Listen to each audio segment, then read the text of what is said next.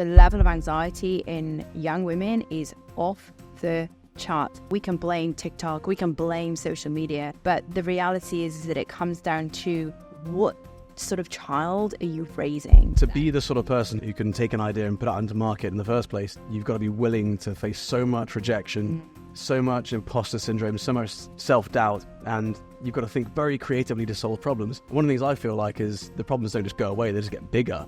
Yes, they do. But you just get better at dealing with them. You're going to slip up as a parent. Like you're going to accidentally raise your voice. You're going to come down too hard some days, and there's this guilt that you might feel for doing that. The mum or dad can't cope with their own emotions in that situation. Absolutely. I mean, the times where I've raised my voice, I'm losing my cool. I teach this, I teach emotional and behavioral change. And so we're not immune to it.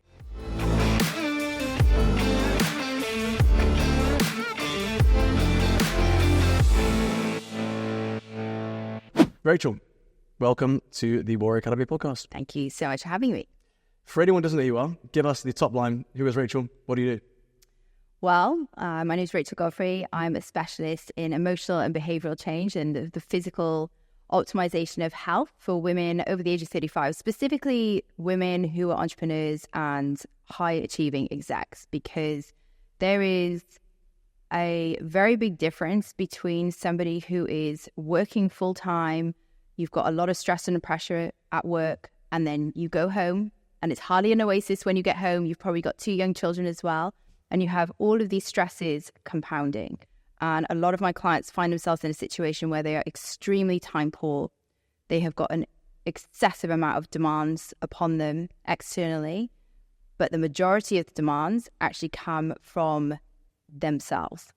And so the traits that often make somebody very successful in the early phases of their career, so some things like perfectionism, overachieving, being a completion addict, being a workaholic, all of these traits that I have personally struggled with myself, that can accelerate your career in the early phases.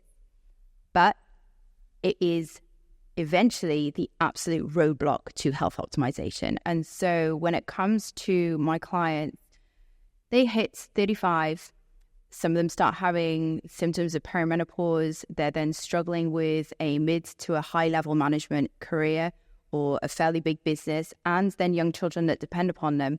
And they're struggling with these emotional and behavioral problems. They're turning to food, they're turning to alcohol as their source of release. And so what we do is rewire their brain, rewire the way that they do life, free up time for them, because a lot of their time is actually in their head.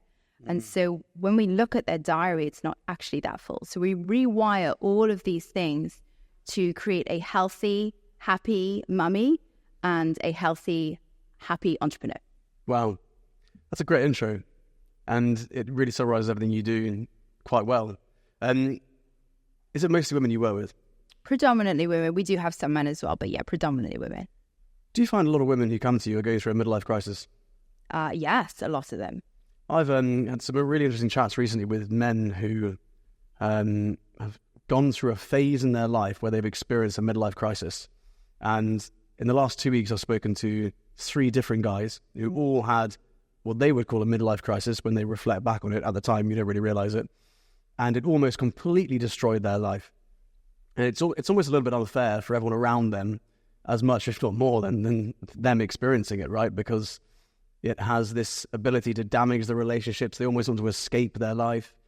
One of the biggest contributing factors to that, I believe, is that often people, they chase a life they think they should be living versus a life that's actually the life they want, right? And so they're not really understanding what they want in life, what their true values are.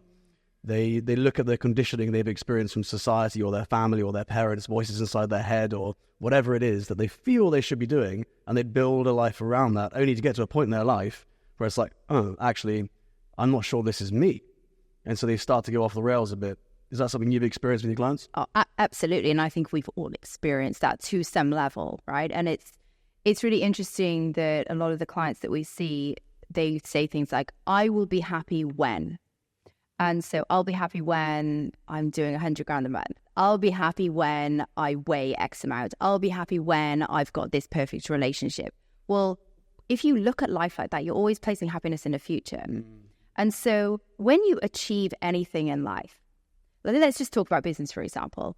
If I gave you a business now that was turning over $5 million a year and you were a rookie entrepreneur, you would run that business into the ground. And the reason being is because it's not who, it's who you become in the process.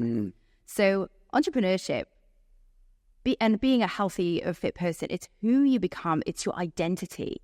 It's your identity as a business owner to run this incredible business that you have. You it didn't just fall into your lap. And I kind of see entrepreneurship very much like extreme self-development, right? To be the sort of person who can take an idea and put it into market in the first place, you've got to be willing to face so much rejection, so much imposter syndrome, so much, self-doubt, and you've got to think very creatively to solve problems. And one of the things I feel like is the problems don't just go away, they just get bigger. Yes, they do. But you just get better at dealing with them, right? Like I look back, and before we had close to 100 staff now, I look back when we were just a team of 3, and I'm like, I remember being so stressed and like close to mental breakdown, almost having panic attacks, trying to figure out what I was going to do. And now the problems that I would experience are 10 times as big, and they don't even faze me in the slightest. But you become the person, right? The fear never goes away. Do you still have the fear? The fear of what? Just fear in general. Because I don't feel the fear ever goes away. It's just a different level of fear. And I think when you just, it's almost like that backseat passenger that's like that nervous backseat passenger that's like, hey, you sure you know what you're doing? And you just have to keep reassuring them, hey, I've got this. It doesn't go away. Your jumps and your risks get bigger, but the fear is still there. And I think a lot of people, when they start in business, they're expecting not to feel the fear. Yeah. And not to feel sometimes the imposter syndrome. I mean, imposter syndrome, it should be just a tiny thing. But it's still there sometimes, because the reality is, like, let's look at it. What you're doing here and what I'm doing, it hasn't been done before. Because if it had been done before, we'd be able to have a blueprint of, hey, do this, do this, do this, do this. Honestly, you and I, we would find that very boring. Like, part of the fun of entrepreneurship is the fear. It is the whole, I don't know what I'm doing, and sometimes I just have to wing it. Sometimes it's falling flat on your face and getting yourself up and going again, because that's life. And that's also how you become so resilient. Because I feel one of the worst things to happen to somebody would be to be handed their dream life without breaking a sweat, breaking a nail, without having any tears. Like, that's the worst thing. There's no adventure in that. There's no adventure. I love what you said about fear being like this voice, or imposter syndrome being this voice. And what I do, which is quite interesting, is I kind of personify that voice. So imagine you hear those words in your mind, which is like, you can't do this or whatever it is. You typically hear them when you're close to a breakthrough, right? When you're close to leveling up or going into a whole new level. And I think ultimately when you're doing anything, it could be sports, it could be business, it could be whatever it is in your life or your career. When you are making a big jump, that's when that creeps in. And so the way I see it is, it's almost like an old friend, right? That kind of creeps back into your life and says something to you over your shoulder. But really, it's a perception thing, it's a framing thing. So when that voice comes in, my perception of that is, I must be doing something right because he's back, right? Yeah. And now I'm going to push even harder because I know I'm actually near a breakthrough point, rather than thinking, maybe they're right. The conversation is different. And that's an internal dialogue you decide to have. Yeah, that's really interesting, because I've got something very similar. So, you get... Sounds like we just talk to ourselves. It's getting a bit weird. We do sometimes just talk to ourselves away. But, you have that frustration sometimes. And it could be with anything. This applies to business. It applies to training as well. Whether that's a martial art training or whether that's, I lift. And so that point of frustration where you're just so close to it, and it's in that moment that so many people go, I can't do it, I quit. Yeah. Well, you've got 2 choices in life. You quit or you go again. Yeah. And you have to just go again, because then you just inch a little bit further. And so when I get that sense of frustration, which, by the way, never goes away, it comes and it goes and it comes and it goes, it's a case of, okay, now I'm actually more excited because I know the breakthrough is coming, or I know that thing is evolving. And sometimes it's just a case of literally it's the next day, or it can be the next moment. You don't know when it's going to come, but you have to have this such a deep sense of confidence and this deep sense of knowing that you have your own back and you're going to be just fine, irrelevant of whatever circumstances are going on outside. I think it's a great way of looking at it. I totally agree with you, but it's an adventure, right? When you're building something, whether it's a business, a charity, whatever it is an adventure. And if it was easy to get, like anything in life, you wouldn't be interested, right? You want a challenge. I focus on character development. I think character development is the most important, yet often missing aspect of a person's life, especially a young person's life, because it dictates every decision they make. And if you can influence a person's character, you basically are impacting the rest of their life, because they're more likely to make a compounding, positive decisions. And so ultimately, when I look at the things that I've gone through building the Warrior Academy, it's been this absolute journey of character development. And the one thing that I absolutely love is this idea that you become the person on the journey, right? It's not so much of if I can just get the business to here or the charity to here or whatever it is myself to here to compete at this level. It doesn't really matter where you're going, what the thing is. It's who you become as a result of that, on that path, on that journey, similar to what you just said, which I think excites me the most, but not when I started. When I started, I didn't even think like that, right? It was just a very binary, I want to get there sort of thing. It's only after being in this for like 15 years, I can look back and say, the true power of this is the person you evolve as you go through. Absolutely. And I think there's a really big misconception around confidence. People say, well, that person's just confident. They were born with it. You're not born with confidence. You're born inherently perfect as you are. And I think a lot of people lose that self-worth through external conditioning. But when it comes back to it, confidence is a skill, and it can be taught and it can be learned, exactly as you just said, but it's learned through failing. So many parents come to us and they say, my child's not confident. And what's that child hearing now? That child... They're hearing that's the description of who I am, and I should go into that wrong. And, my child's just shy. Yeah. Well, that's another thing. What's shy? Shy is different to being an introvert. So, you can be an introvert. You can be a very confident introvert. But, when you say, my child is shy, you don't want to call a child shy. You don't want to say that a child is not confident. We can improve a child's confidence for sure. And we want to reinforce positively the traits that we want to see in a child. But you can't say that your child is not confident. It's just that the child hasn't learned confidence yet. Yeah. One of our mantras is confidence can be taught. And it's. Do we have the same business? I'm making work for you. Not going to work out. Well, I actually don't work. Never done. Yeah. So I mean, there's a lot of alignment there, right? And Seb and I didn't go to the same school either. So confidence can be taught, and the reality is, so many parents and teachers and sports coaches, whatever, they don't necessarily have that belief. They do label students, as unconfident or timid or shy, whatever it is, and they end up growing into that role. And most people come to us for three reasons. We call them the 3 C's: confidence, conduct, or concentration. And so we really specialize in developing those 3 C's to a high level, giving our students a black belt character. That's our methodology in a nutshell. Confidence we've spoken about. Conduct's really interesting because it's the labeling comes into it, right? When you look at how you speak to a person, how you inspire a child, the first thing we teach our coaches and our instructors is that you do it through language. And so what we call each other, the way we speak to each other, literally paints a picture of what we become. And so many parents come to us and say, my child's naughty. And I'm like, well, over the last 6 years, the conversation you've had with your child is that they're naughty, they're badly behaved. So they've just grown into that role. And we see so many kids with ADHD, for instance, who, they struggle with focusing and they struggle with their behavior. And because they're not getting enough engagement in the situation they're in, they start being really disruptive. And then they're labeled as naughty. And so they just grow into that role. And so I really believe that the labels we give our kids, but also ourselves, that we choose to live with, kind of ties back into the whole midlife crisis aspect of, I've been living a life that's not actually who I am, right? Absolutely. It's a life that's not aligned for you. And so when we get somebody to understand who they are, what they stand for, and where they're going in life, like this is a really important part of identity. And so many people kind of walk through life, find themselves, at that midlife crisis point of, oh my God, like, is this it? This is, I have everything that I thought would make me happy, and I'm still don't really know who I am. And so when you know who you are, what you stand for, and where you're going in life, you can make decisions in alignment with those 3 things. And then you'll find yourself in a life of alignment, which is just so much easier to flow and to create and to solve problems because you're clear on who you are, everything that you stand for, your values, your principles, what matters to you.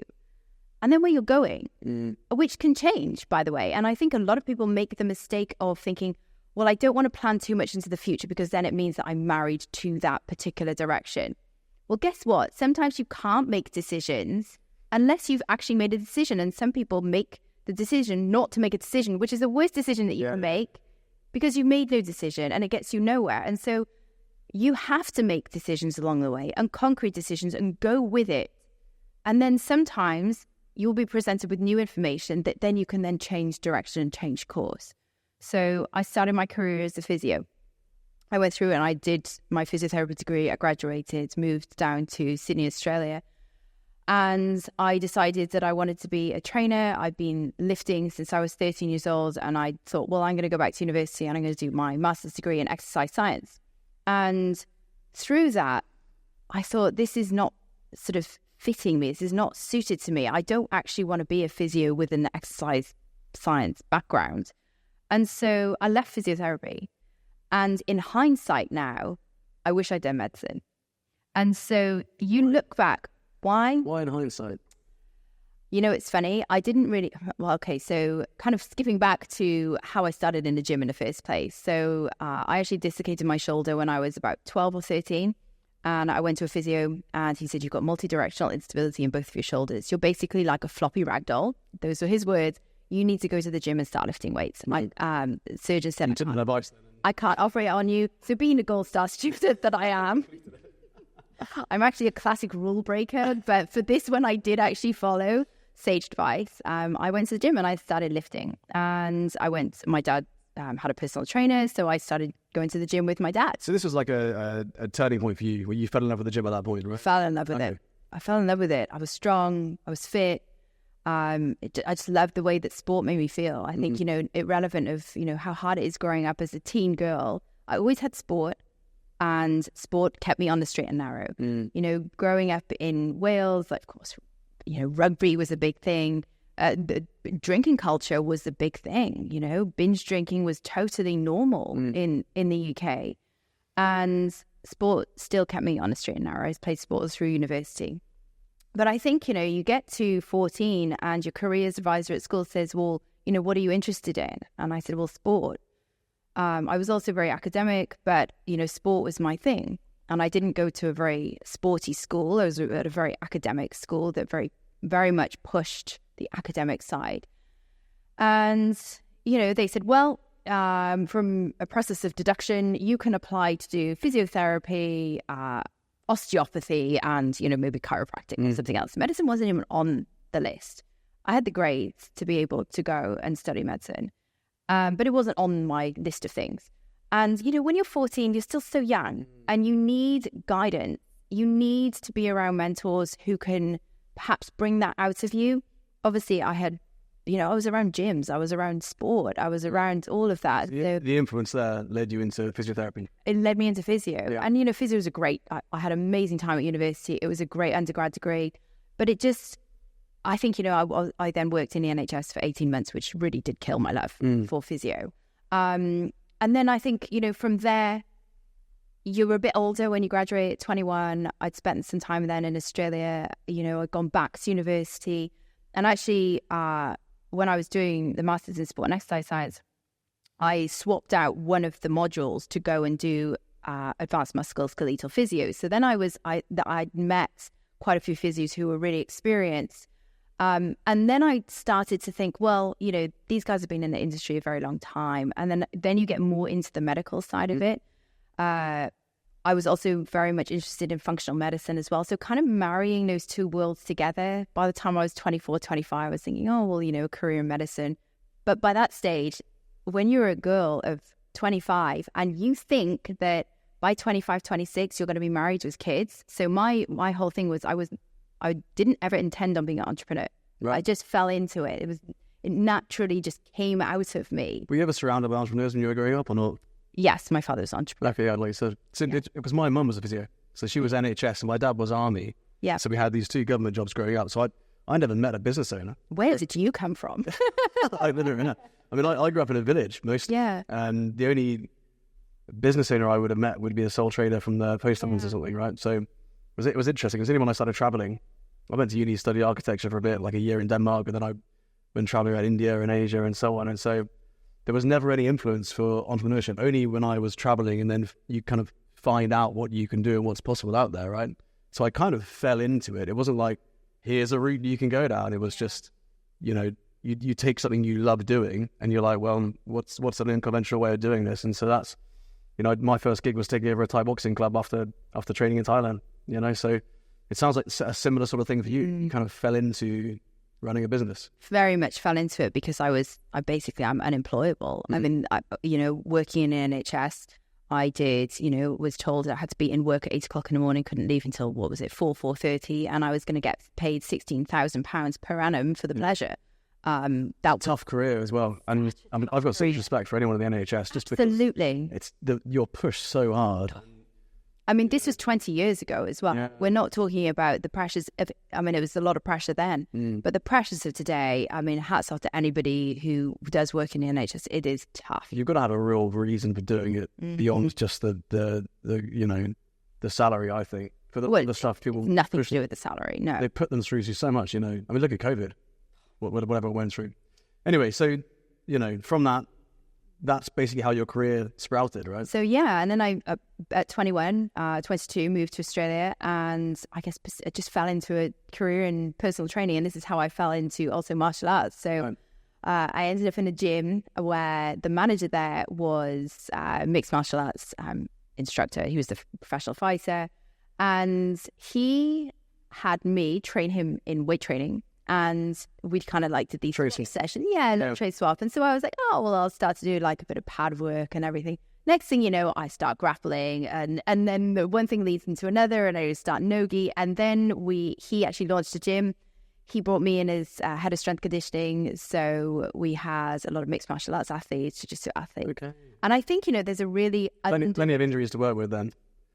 Broken thumbs and quite a few of those, quite a few ligaments. But I think when we talk about strength conditioning in martial arts, it's a very underrated zone, and I think there's a lot of jiu-jitsu athletes, professional athletes, who are too afraid to lift weights, or if they do, it's just kind of like for a bit of a party pump. They don't actually properly do periodized training programs, and if you work under a professional S&C coach, you can take your career so far. And I tell you, when you train an athlete in martial arts properly, their performance goes off the chart. It's amazing. So, especially when it comes to somebody coming into a fight and cutting weight, I think it's still pretty old school. I mean, it's getting there now, especially with the rise in the popularity for things like UFC. I think that, strength training, that kind of raw strength is really like the cup from which you can fill most of your athletic performance, right? And it's such a fundamental principle that a lot of people within sports don't maximize. They don't work enough on their raw strength because it has such a carryover to their endurance without even realizing, or their explosive power and so on. But if you have a weakness there, you can only actually do so much. Do you know what I mean? Yeah, and I think we have a kind of an old school thing in martial arts as well. I mean, you'll be able to clarify this or not. Loads of press ups, loads of sit ups, absolutely, loads of and making sure that you're still doing your 5 and your 10K runs. If you've got to cut weight, then you've got to wear your your wetsuit to go off for your runs. High reps, high volume, and that's actually so neurologically draining to an athlete. And so they're coming into their fight, they've cut weight very quickly, and then they're ruined by the time it comes to their fight or their competition. So, I think... So it's interesting. When I used to train in Thailand, I used to go there for 3 months at a time. And every time I go there for 3 months, you start the day with an hour run up the mountains, and then you would go and do, 3 hours of pad work. And the hour run, they're trying to build your stamina, but it is a very old school approach. Now that's kind of changing. Tiger Muay Thai in Phuket, you've probably been. Yeah. And so I've been there, Chiang Mai, Dragon, all over the place, training over there. And the influence started gradually shifting over there when a lot of the American athletes started coming in. So you started having a lot of Jitsu guys coming in, a lot of S&C coaches coming in, and a lot of modern training methods linking up with the old school Thai way. And it was really fascinating. There's still that heavy focus on drilling the same stuff again and again and again because you need that muscle memory, right? So it's like you'd be working on just your teeps for an hour and a half or just your jabs for an hour and a half. Do you know what I mean? Absolutely. And as it should be. I mean, you look at a professional rugby player, how many times do they throw a ball? Yeah. Like thousands of times, and it's the same when it comes to weight training. I still do the same exercises now that I did 20 years ago. And so, when somebody says, oh, well, I'm bored of, doing a squat and a deadlift and a push press. And it's like, well, you have to refine those skills, like it's such a refinement. And it's not about, you see on Instagram nowadays, fitness has become very popular, which is amazing. It's such a good thing that fitness has become the forefront for so many. Yeah. But we don't need to be doing circus tricks. Like, let's just do the basics and do them well. So, it is about... I guess it's the argument around what's functional. Because I've got a great trainer, and I think everyone needs a trainer. Everyone needs, Absolutely. like I push myself so hard when I'm on my own, but with him, the workouts are they're pretty revolting, right? Like, I'll be pushed so hard, extra hard on them, and you can just achieve so much more, and I'm getting less injuries. Yeah. Because there's little tweaks here and there which just make such an impact to your form and all sorts of stuff, which just prevent those injuries. Can we just say, you were a professional athlete and you've still got a coach. Yeah. This is the important thing for people to hear here, is that you've been training for a very long time. I've been training for a very long time. Like, we all still have trainers and coaches. In every area of life. Absolutely. Business, training, whatever it is. I just think, even psychology, there's just so much that you need a coach for in life if you want to grow and develop. Absolutely. So for me, it's just fundamental. Like, if you can do it on your own, sure, you can learn stuff, but if you want to get somewhere quicker and probably safer, and you want to maximize your potential, then get the best advice possible. Why wouldn't you? Do you know what I mean? Absolutely. And I think, that there are stages of it as well. And it starts with, for example, a podcast. You listen to this and you think, oh, well, I'm struggling with this area of my life. Or, if you want to go from good to great. So I work in health optimization and strategic performance. So with health optimization and strategic performance, it's taking somebody who's already good and making them great. Yeah. And so it's these small tweaks along the way. And so many people get to the stage, actually, I say that most of my clients are at the stage where things are good, but they know they can be better. Yeah. And when you know that you're fundamentally playing at a place that is beneath you, that's really frustrating. For our ilk of client and the type of person that we work with, we've got a type A personality, they get frustrated a lot. And so in that, we have to do the basics and we have to do them well. But it is about teaching somebody that actually you've got blind spots, and being then humble enough to be like, okay, I actually don't know what I'm doing right now. Can you help me, please? Yeah. And having that humbleness is really important, because the ego, again, it will take you so far in your early days, and it gets put in its place very quickly, right? When you get to a stage where things are not working out for you. Yeah. That's your ego, and you need to put it in check. I think it's the biggest limiting factor to our growth as human beings, ego. And that's from a martial artist point of view, from a business owner's point of view, from a parent's point of view.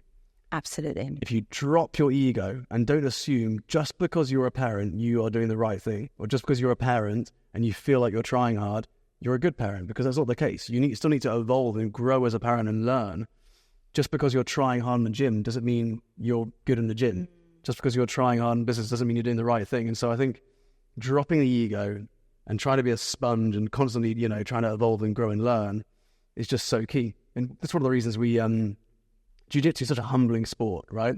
Like, I love jiu-jitsu because it helped me recover from 2 years of rehabilitation where I broke both legs, both feet, both ankles, everything. Tendons blew off my left foot, all this horrible stuff from a 50-foot drop. Anyway, the jiu-jitsu I did, which is all low impact on the ground, helped me build my body back up. And it's such a humbling sport, I find. So we've got incredible instructors, world champions in karate, professional fighters in Thai boxing, loads of stand-up guys. We've also got guys with amazing jiu-jitsu background, but the majority of our instructors come from a stand-up style. And so the first thing we do is we say, right, you're all doing jiu-jitsu every day. And so these instructors who are so used to stand-up, this is, fifth dan, sixth dan, I'm world champion, European champion, Commonwealth champion, are suddenly brought down to the ground. Everyone's on the same level, and everyone's learning, for a lot of them, from scratch. And we've had some instructors who have come from very high-level competition background in Taekwondo, for instance. They couldn't cope, and they've left because it's simply too much of a jump for them. Their ego and their kind of how they saw themselves meant so much to them.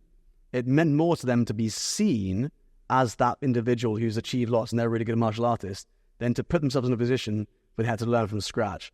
And so we basically use it as a bit of an interview process.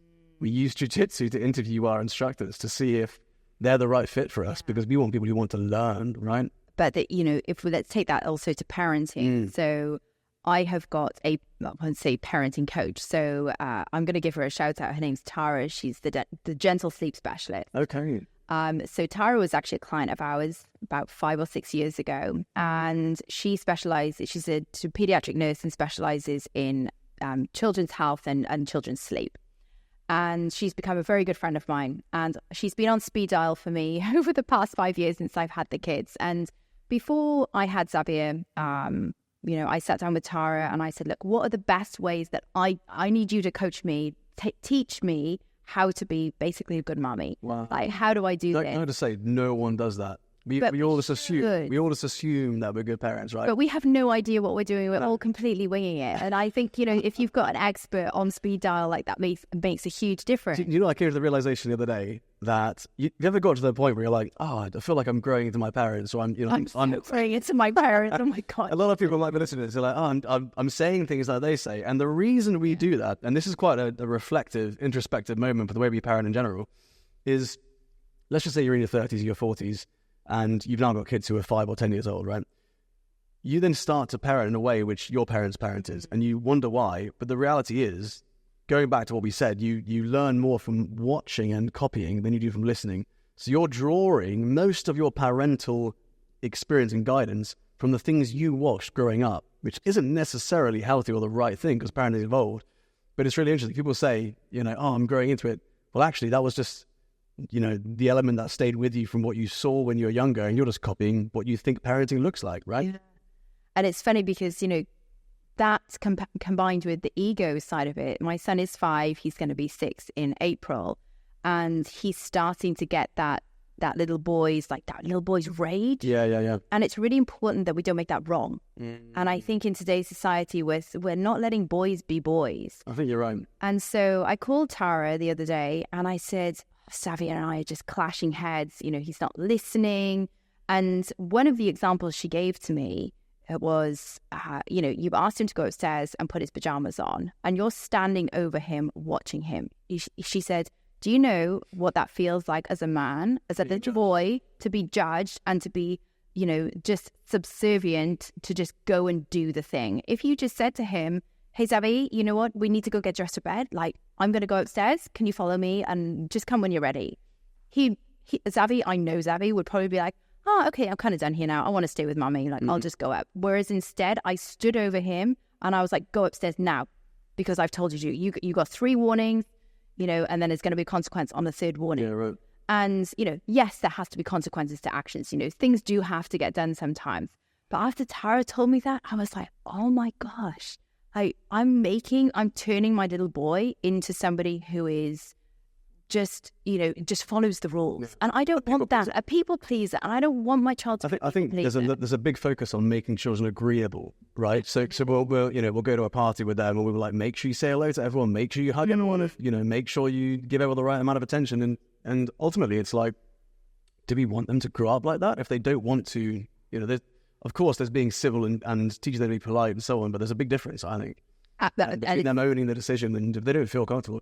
I used to walk with my daughter when she left school or whatever, and the security guard would be like, "Bye, Molly," all this sort of stuff, and she would be shy, and I'd be like, say goodbye. But if she wasn't comfortable doing that, really, it's like, well, no, she doesn't feel comfortable doing it, so I'll just say sorry, she doesn't feel comfortable. That's it. Yeah, and especially with young girls. Now, I think, body boundaries start from a very young age, and it's a case of if you don't want to, give somebody a hug and say bye, then that's fine. You just wave or you say high five, or mummy's just going to say, okay, see you later. I'm going to do it for you. You've got a boy and a girl. I have. And your boy is 5, your daughter is 4. Do you parent them differently? I would like to say I don't, but I do. I've only asked one other person that, and they are a coach for men called Dan Stanley, and he gave me the identical answer. Really? So why is it that we like to say we don't, but everyone does? We do. I'm harder on my boy. Why? And he's my firstborn. I think I learned a lot with Xavier, and I think we sometimes expect too much from our children. But isn't that to do with the way he's older, right? So he's older, but he was my learning curve. Sure. And so because it's a bit unfair for the latest kids. It is. I mean, they get the best version. I'm the firstborn, and I see like how easy you got brunt of the parenting. Then you got the foundation course. I did, and actually, I think my middle brother probably got the worst of it. Really, it's like he was super naughty because how many siblings? I've got 3, so I got 2 other siblings. Okay. So I was firstborn, but Rick and we've got very similar personalities, so we used to clash heads a lot, and there's only 2 years between us. And so, Mum always said, well, if Rick was born first, things like might be a little bit easier. But Rick and I just clashed heads horribly, probably until we were about 18. But now we're really good friends. I think boys and girls live very different lives. I think they have very different pressures. I think that it's natural for boys to want to be more physical from an early age. I think that they want to. You tend to see them acting out more physically. We should nurture that. Totally. And if you look at the way in which boys learn, totally different to girls, right? Let me quickly see if I can bring out some stats here. This will be really interesting from the point of view of boys' education, because this shocked me. Well, I think, I look at my little boy, and if I wasn't very strict with Xavier's sleep and his nutritional intake, there is a very good chance that my child could be diagnosed with ADHD. Right. He is wild. There's nurture elements that you can do as a parent to massively support them. But check this out, right? So this is an article I wrote on we're failing young boys in schools. These are just some of the stats. Boys make up only 40% of graduates in college. They're more likely to get suspended or expelled. They're more likely to be prescribed ADHD meds. 70% of ADHD meds are prescribed to boys. They're 3 times as likely to be placed in special education programs, twice as likely to repeat grades, 50% more likely to be held back than girls. 76% of boys are more likely to have difficulty with regular schoolwork. They're more likely to get lower grades. 70% of D's and F's are for boys. They make up 95% of those diagnosed with hyperactivity. They make up 80% of high school dropouts, and they experience the majority of physical bullying in school. But isn't it funny? We are failing boys. We're failing boys. And it's not funny. The reality is we live in a society where we think we should be raising boys and girls in an identical way. But even from a young age, we're looking at them live very different lives, right? Professor Scott Galloway talks a lot about this. Not sure if you're familiar with him, but he does a lot with, raising boys and, like male culture in general. And I think in today's society, we don't have a lot of great male role models. Yeah, totally agree. And so this is why I love what you're doing here. It's so amazing. And this is why Xavier does jiu-jitsu. Xavier's at jiu-jitsu 4 days a week. Brilliant. And he absolutely loves it. It's so good. I've tried to get Amelie involved. She's not too keen just yet, but she likes to come and watch Xavier. So, little bit by little bit, she's getting used to seeing Xavier doing that. And eventually, if she wants to play too, then that's awesome. Yeah. But I definitely think, there's a thing with these boys and girls, but we definitely expect too much from our children, myself included. And I think there are certain times and certain phases where, Xavier's just going through this phase now of this. He's having this rage, and it's really important to not make that wrong and saying to him, stop being so angry.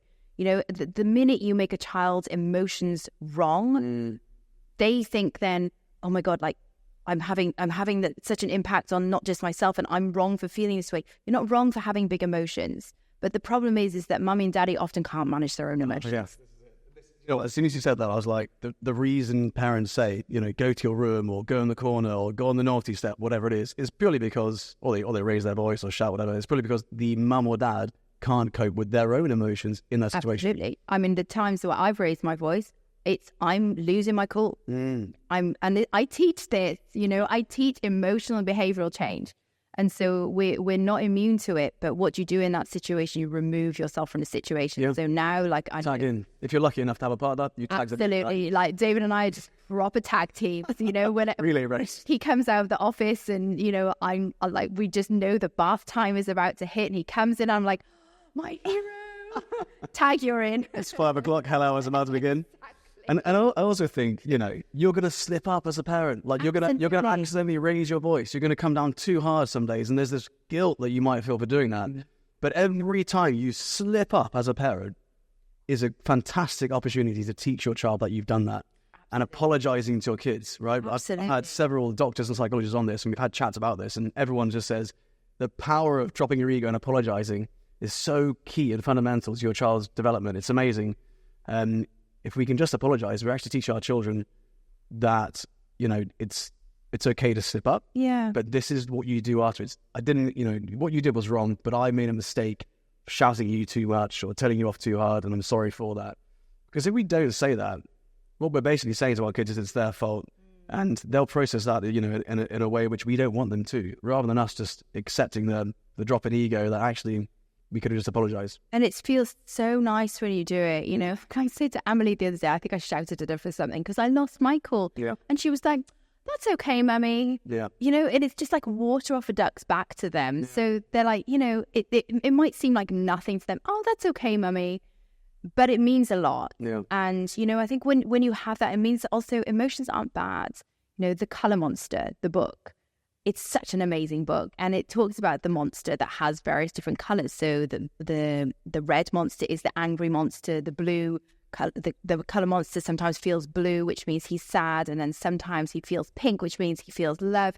And, there are all of these amazing colors that he feels. And so sometimes when your child is in that state of, where their prefrontal cortex has basically gone completely offline, and they're in that moment of nothingness, of just, some people call it tantrums. It's an emotional meltdown. It's an overwhelming feeling of emotions.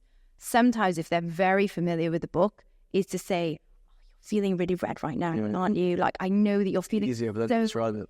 I know that you're feeling so angry right now. I totally get it."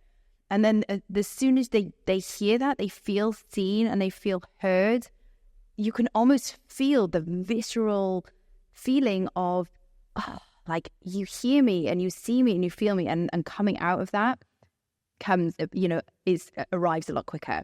And then you can discuss, like, obviously, whatever happens, like, leading on into that. But, we've just come back from vacation. My children are jet lagged. They are on edge a lot of the time, as am I. And so it's been heightened. And this is why I'm very, very strict. Some would say militant around sleep and child's nutrition. Because with a child, when a child is sleeping, 11 to minimum 11 hours, should be 12 hours a night, 11 to 12 hours a night. And I'm very strict with their bedtime and their wake up times. And I'm strict with their nutrition. They're not allowed lollipops. Well, how do you not give a child a lollipop? You say no. There are boundaries. And you give them something else instead. I've always got some kind of like little bit of chocolate or something, and you replace it. Yeah. And you explain why. It's really interesting that concept of understanding their emotions, because I feel like we don't do a good job of teaching that. I think schools are getting better at it, but for me it's a foundation of emotional regulation, which is so key. If you look at the way in which we run classes here, right? There's an emotional wheel we have outside dojo. So as students come in, they select on the wheel which emotion they are in the same color coding system. Then they come in. The first thing we do in every class is 5 minutes of meditation, because it doesn't matter what the child's come from. They could have been arguing with their sibling in the car. They could have been coming from school. They could be tired. It could be whatever, right? So they come to this space. They need to identify how they're feeling and then sit down and just relax. And we kind of guide them through that. So they transition into a class. And I think that one of the key issues we've got with mental health is, especially with men, is our inability to understand and process our emotions. And I think I've done a lot of work with male mental health and interviewed some incredible people around it. And Stoicism plays a great role, I think, in helping men with their mental health. But it's not the absence of emotions. It's understanding our emotions and understanding that they're all healthy in whatever form they are. Even anger is healthy, and we need that sometimes. Aggression can be healthy. We need it sometimes. And it can be a great force for protection. There's lots of things that we need, and we need to kind of forgive ourselves for experiencing those emotions.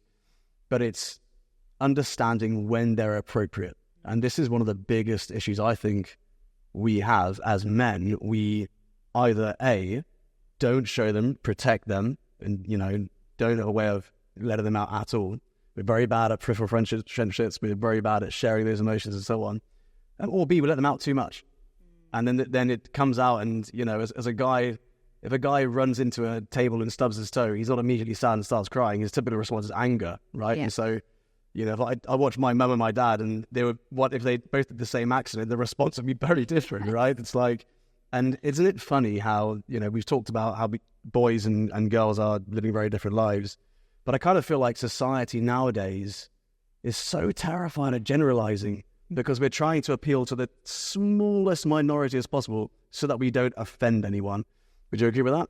I would 100% agree with that. I think we are building a generation of snowflakes, and it is a very, very dangerous place to be. I think the idea that everybody is a winner, everybody gets a participation medal. Well done, I'm going to give you a medal for getting out of bed today. This is a very, very dangerous place to be. It is not building resilience, and it is the absolute antithesis to creating a healthy and confident child. Participation medals. Yes. We've chatted about that before. I feel like a lot of the energy around that comes from the parents. Absolutely. It's not necessarily the school saying we need to do participation medals. It's the school saying, if we don't do this, there's going to be so much flack from the parents, because there is this element of helicopter parenting, which is kind of systemic across parenting at the moment, where, a lot of parents want to overprotect. And I see parenting like this balance of protection and empowerment, right? And it's so easy to overprotect, and it's so easy to over-empower. You normally have, if you've got a partnership, man and woman as an example, in a relationship with kids, you typically have one who leans towards the empowerment or one who leans towards the protection. Sometimes it's an equal balance, but it's typically one or the other. And so this partnership forms the balance. And one of the challenges, we work with a lot of single mums, single dads. One of the challenges a lot of them have is they want to be so protective, or they want to be empowered. So the empowering parents feel they're going too hard all the time, but they really just want to build resilience. But they actually just end up with children who want to distance themselves from them. The other side of that, you've got parents who overprotect, and they think they're saving their child by protecting them. The second they get bullied, they change class or they change school, rather than teaching their kids to be confident and overcome it on themselves. The second something's too hard or they get criticized at school, they complain to the teachers. The second they go to a sports club or a competition, they're not winning something just for turning up, they criticize heavily. And what you then do is you lower their resilience later on in life, right? So you're actually saying you're protecting them now, the short term, but long term, what you're doing is devastating, because you don't see it, right? And you're creating a fear of failure, and you are also creating a self-entitled human, which is the disease of the 21st century. Entitlement and the fear of failure. Yeah, I think you're right. Because I want to teach my children to fail well. And I want them to do that whilst they're under my safe umbrella. I don't want them to go out in the world thinking that they can do anything, but you are going to face adversity along the way, sunshine. And I would much prefer you to do that under my wing. And let's talk about how hard it is. One of the biggest benefits of sport for young people, in my opinion, is teaching them how to overcome adversity and failure and setbacks. And isn't it funny that we take something like sport and we make everyone a winner, and then we remove that entire huge benefit of experiencing failure and upset? So let's go back to how we're failing young boys. Mm-hmm. For young boys, I mean, this is applicable to girls as well, but particularly for young boys. So if we go back to the failing of young boys, I think that this is part of it, is participation medals. I mean, yes, this of course applies to young girls as well, but young boys, they're not doing well academically. Let's just say, for example, you've got a young boy who's not doing very well academically at school. He's already feeling like a failure. His one time to shine is when he gets on the sports field. And that's his confidence. I know so many grown men right now who will be relating to this, where they didn't do very well academically at school. They really struggled academically, and they were told off all of the time. But their time to shine was when it came to rugby, was when it came to football, was when it came to sport, and they won. And they felt that sense of significance. And then in turn, as they get a little bit older, that sense of significance and that confidence feeds back into the academic side of it. So by giving everybody a participation medal, well done, you're here and you showed up and you did your thing, that's taking that away from these guys, these young lads and young women. And I think that that's wrong. And I think we should see that, you know what, somebody's worked really, really hard. Because back in my day when I was at school, first, second and third, bronze, silver, gold. Like, that was it. Yeah. And if you didn't get one of those and you came fourth, well, then you didn't win. And so you have two options. It's you go again and you train harder, or you train smarter and you get better, or you quit. Yeah. Those two options. There is nothing else. I think life's competitive, and we don't like to think that. It's very. We like to believe life isn't, and I think you go as soon as they hit adulthood, it's like, there you go, there's real life. And why do we now have then the rise in substance abuse, alcohol, depression, anxiety and young women nowadays, and young men, but probably not as reported as much because, men are, they have that, I can't tell anybody can't talk about feelings, can't talk about it. But the level of anxiety in young women is off the chart. And we can blame TikTok, we can blame social media, but the reality is that it comes down to what sort of child are you raising? And, it's not about how do I raise this, resilient child? As you said in the beginning, it starts with you. Yeah. Everything comes back to what's mummy doing? What's daddy doing? It's literally monkey see, monkey do. My children are repeating phrases that I'm saying that I didn't even realize that I said. I'm thinking, that's very familiar. And they will for the next 20, 30, 40 years, right? No. And I say things to my children that my mother said to me. With great power comes great responsibility. Absolutely. There's little things that we do more than the things that we say. They just copy. And I think that's both scary, but also incredible that a parent's got that level of influence. But you just got to use that in the right way and don't waste the opportunity, right? Like I look at the first 10 years of a child's life, and for those first 10 years, you are the most influential person in their life. And after that, it's their peers they're going to start going to slowly, gradually for more advice than you. And so I think, as parents, we've got to recognize that. And this is the time to be a high performance parent, right? Those 10 years are they're the most influential aspect of your parenting career. Yeah. And it's so hard. Like, let's just acknowledge the fact that it's really hard being a parent. We're all just trying our best, but it's also really hard. And it is such a short period of time. It really is. And, one of the things I say is you've only got 10 years of building sandcastles, right? You might as well get stuck in because you got 10 years. And after that, you're not cool to be with. I mean, all these little things like, how many times do I have left on my daughter wanted to hold my hand as she goes to school, right? Or, my son wanted to go on my shoulders after we go to the park. Or, and Zabri runs off the mats after jiu-jitsu. Right. He comes to cuddle me. Yeah. He might carry on doing that in his 30s. I don't know. I don't know. Like, when I put him to bed at night, I'll lie next to him and I said to him, are you still going to cuddle mummy like this when you're 10? He's like, yes. And I'm like, of course he is.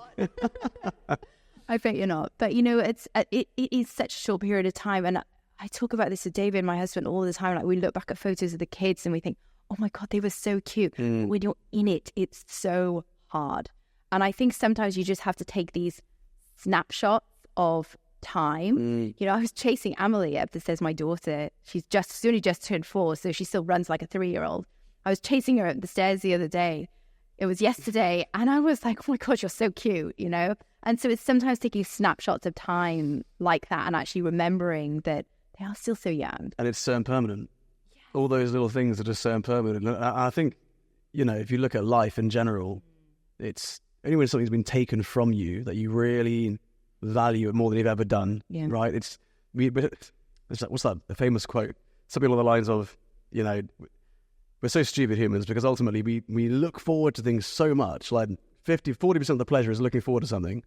You got 20% of the pleasure actually doing the thing, and then 40% of it is just like looking back, thinking about it, wishing you could go back there again, right? It's so true. And if only we could be a bit more present and try and extend that 20% a bit more. But I think it's to do with understanding that everything in life that we've got is fleeting. Everything's impermanent, and we can extend it as much as we can, but you can't extend your parenting much. It's one of those things, right? They're only going to be young for so long, and ultimately our job as parents is to set them up for a life without us.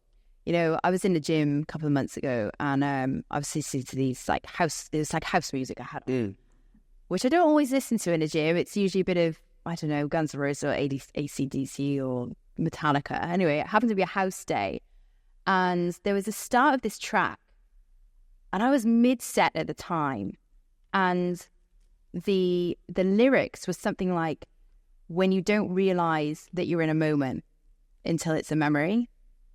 Don't realize you're in a moment. When you don't realize you're in the moment until it's a memory. You don't value the present until it's the past. And I was like, I literally stopped my set and I sat up and I was like, what is this song? You don't realize that you're in the moment until it's a memory. Brilliant.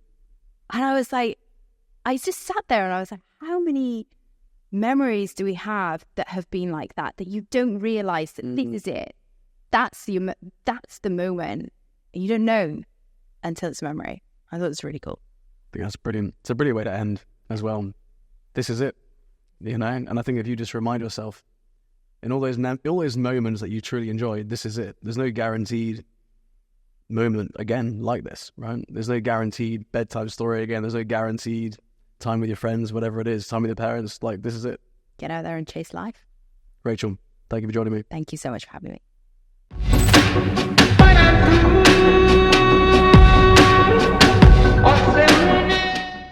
I really hope you enjoyed today's Warrior Academy podcast episode.